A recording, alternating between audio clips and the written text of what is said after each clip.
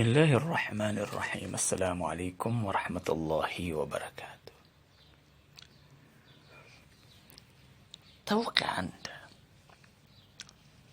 sesuatu yang membuat kita pada akhirnya sering memandang rendah orang lain, sering menghina, memandang remeh kepada orang-orang yang ada di sekitar kita. Walaupun kita tidak lakukan itu secara nyata, tapi pada akhirnya terkadang di dalam jiwa kita, di dalam hati kita, hal-hal seperti ini terlintas. Kita lihat ada orang-orang di sekitar kita yang mungkin keadaannya tidak sebaik kita, yang mungkin pakaiannya terlihat sangat sederhana, ya, sangat sederhana. Yang mungkin makanannya juga tidak seperti apa yang kita makan.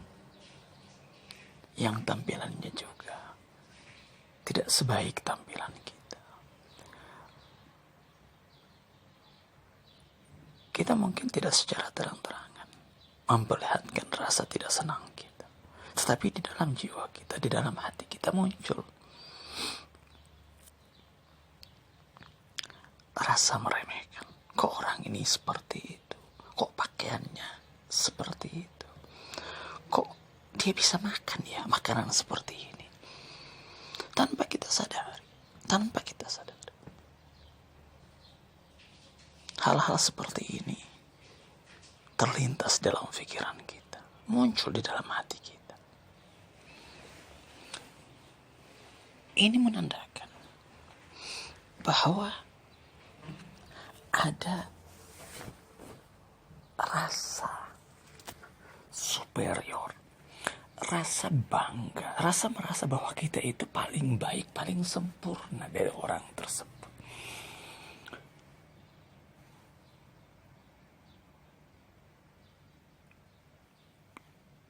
Ini di satu sisi juga menggambarkan bahwa mendeteksi loh, memahami apakah kita ini sudah baik atau belum, itu sangat sulit, berat benar, sangat berat.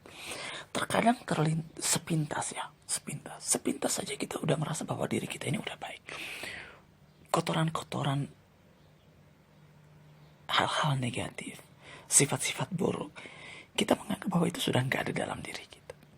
Kita merasa bahwa diri kita ini udah oke. Tapi tanpa kita sadari, pas kita ketemu dengan hal-hal sepele seperti ini, tiba-tiba muncul, terlintas. Itu menggambarkan bahwa kita sebenarnya belum bersih. Makanya dalam proses perjalanan orang menuju kepada Allah, ya, yang ingin mendekatkan dirinya kepada Allah, ada istilah nafat. Istilah nafat itu satu istilah menghentakkan. Apa yang mau dihentakkan? Yang mau dihentakkan itu hati kita, diri kita mau dihentakkan. Terkadang memang Anda kalau melihat satu mohon maaf, kolam misalnya, memang kelihatannya Anda lihat dari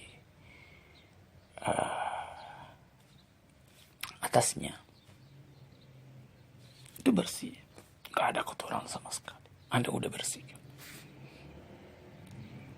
Tapi coba Anda turun ke dalamnya, kemudian Anda main-mainin ini air, Anda hentak-hentak, tiba-tiba keluar kotoran tersebut. Seperti itu diri kita. Kita anggap bahwa diri kita ini udah bersih. Kita sudah bersihkan. Kita udah baca Quran. Kita udah ibadah. Kita udah menangis. Kita menganggap dengan hal-hal seperti ini, kita udah membersihkan semuanya. Kita udah oke.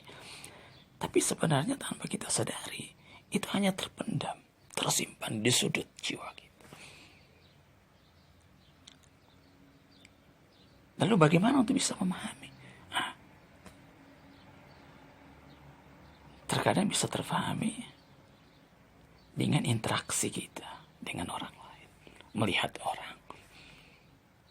Itu salah satu fungsinya. Kita bermuamalah, kita berinteraksi dengan orang lain untuk bisa mengetahui sejauh mana diri kita. Apakah kita ini semakin dekat, semakin baik, semakin sempurna, atau malah kita ini semakin kotor. Orang yang pada akhirnya sering menyendiri, tidak bergaul, dia beribadah tapi sendiri di kamarnya, zikir ibadah. Pada kondisi-kondisi tertentu ini dibutuhkan, sangat dibutuhkan. Terkadang memang kita harus punya waktu di mana memang kita itu berkhalwat, uzlah, menyendiri, beribadah sendiri. Tapi kalau ini terus kita lakukan, kemudian kita tidak mau bergaul dengan orang lain, efek negatifnya tadi kita nggak tahu apakah kita ini sebenarnya udah baik atau tidak, apakah ibadah-ibadah yang kita lakukan, pelatihan-pelatihan diri yang kita lakukan itu sudah berhasil atau tidak. Nanti pas berbenturan dengan orang lain baru kita tahu. Makanya kan orang kalau belum diuji, ini kan bentuk ujian. Ujian itu Anda bisa dapatkan kalau Anda ketemu dengan selain diri Anda. Ketemu, dibenturkan diri Anda. Itu ujian. Ujian itu membenturkan satu dengan yang lainnya. Terbentur. Anda kalau hidup di hutan nggak ada orang lain, mungkin Anda merasa bahwa Anda itu oke-oke aja. Bahkan Anda mungkin merasa, kita mungkin merasa paling sempurna. Wong hanya kita sendiri manusia di sana misalnya. Tapi ketika Anda misalnya udah hidup di masyarakat, berbenturan dengan orang lain, kepentingan Anda ternyata dibatasi oleh kepentingan orang lain. Keinginan Anda dilawan, ditentang oleh orang lain, anak Anda, suami Anda, istri Anda, atau siapa saja. Tiba-tiba Anda merasa bahwa timbul rasa jengkel. Kok seperti ini? Nah, ini menandakan bahwa kita itu belum baik. Makanya dibutuhkan. Itu fungsinya ujian. Makanya jangan menghindar. Kalau memang kita ingin memperbaiki diri kita nggak bisa menghindari hal-hal seperti itu. Kita harus membenturkan diri kita dengan orang lain supaya kita bisa tahu kualitas diri kita seperti apa. Semakin dibenturkan, semakin akan terlihat bagaimana diri kita. Tetapi sifat pembenturan ini harus disadari. Ini paling penting. Harus ada kondisi di mana memang kita ingin memanage diri kita. Sehingga ketika kita terbentur, ketika kita bergaul, berinteraksi dengan orang lain, ini kita jadikan satu batu loncatan bagi kita untuk menjadikan diri kita semakin baik. Kita tata, dengan menata hidup ini pada akhirnya kita tahu kita itu sudah sampai di mana, apa yang belum selesai, apa yang belum kita kerjakan. Tapi kalau kita hidup begitu saja, dan ini yang sekarang terjadi dalam diri kita. Bayangkan kita hidup puluhan tahun, tapi dalam menghadapi ujian-ujian kehidupan, kita nggak pernah lulus-lulus. Bayangkan dalam satu masalah yang sama, yang mungkin bentuknya berbeda-beda, kita nggak pernah lulus-lulus. Kita nggak pernah naik tingkat. Seharusnya kan dengar semakin kita itu berbenturan dengan orang lain, kita semakin jago dengan masalah kehidupan. Seharusnya ya kita ini jadi profesor. Bayangkan 40 tahun, 50 tahun kita dengan masalah hidup. Berarti kita ini udah hebat dalam menyelesaikan masalah. Tapi buktinya enggak.